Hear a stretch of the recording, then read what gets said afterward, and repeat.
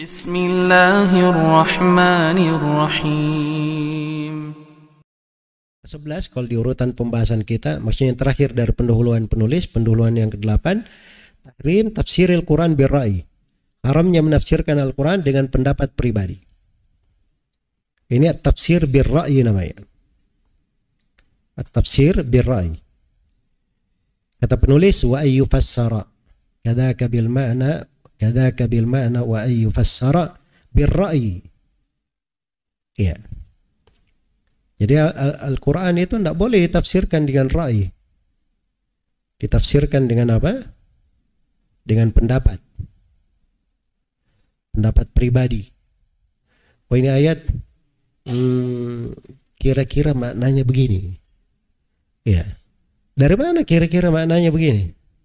Enggak ada ahli tafsir bicara begitu. Kecuali kalau dia pernah pelajari, dia lupa misalnya, terus dia mau menghadirkan, kayaknya yang pernah saya pelajari begini, nah, itu mungkin saja. Jelas ya?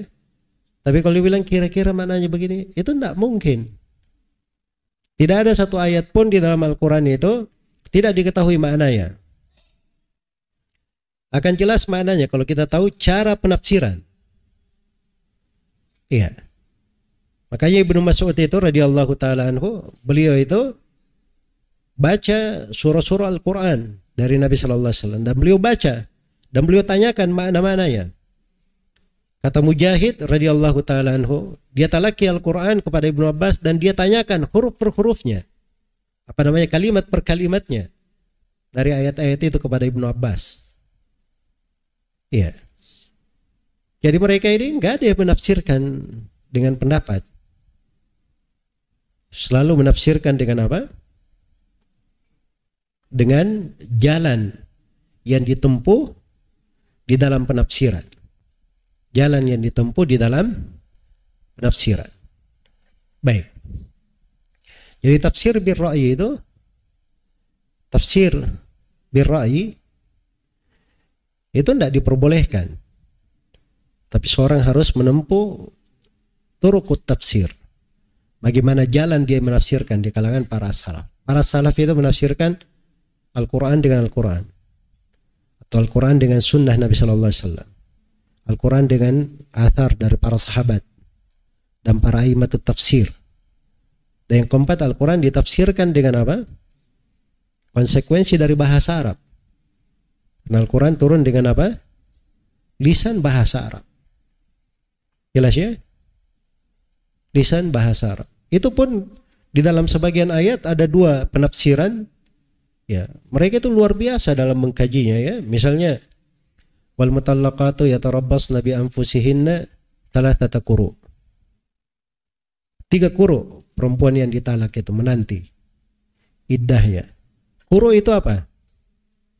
Haid kah atau suci? Itu dua hal mengandung dua kemungkinan dalam bahasa. Di dalam penafsirannya juga para sahabat berbeda pendapat di dalam hal itu. Jelas ya? Ini kalau seorang menafsirkan dengan dua beda pendapat, dia tarjih salah satu dari keduanya, itu enggak ada masalah. Sebab dia tidak keluar dari ilmu. Semuanya masuk dalam ilmu apa? Ilmunya para sahabat Rasulullah Sallallahu Alaihi Wasallam. Kadang satu ayat ditafsirkan dengan beberapa penafsiran. Seperti ihdinas siratal mustaqim. Ada yang menafsirkan itu Islam. Ada yang menafsirkan itu sunnah. Ada yang menafsirkan itu Abu Bakar dan Umar. Ya. Jelas ya? Itu tidak bertentangan. Penafsiran-penafsiran itu. Sebab mengandung kemungkinan. Tapi yang menjadi masalah itu kalau dia datang menafsirkan ihdinas siratal mustaqim. Wah ini siratal mustaqim ini adalah jalan ke sana kemarin waktu saya ini. Karena saya tiba-tiba waktu lewat di sana, ayat ini terngiang-ngiang di kepala saya. Ya. Jelas ya? Ada lagi sebagian yang dia dapat penemuan, dia pikir penemuan begitu, tiba-tiba dia buka Al-Quran langsung matanya di ayat itu. Wah ini penemuan saya ini. Ya. Apa hubungannya? Dia baru lahir, tiba-tiba ayat Al-Quran ada hubungannya dengan penemuan dia. Itu tidak benar ya, dia tafsirkan ayat diarahkan kepada makna yang tidak pernah ditafsirkan oleh Nabi, para sahabat.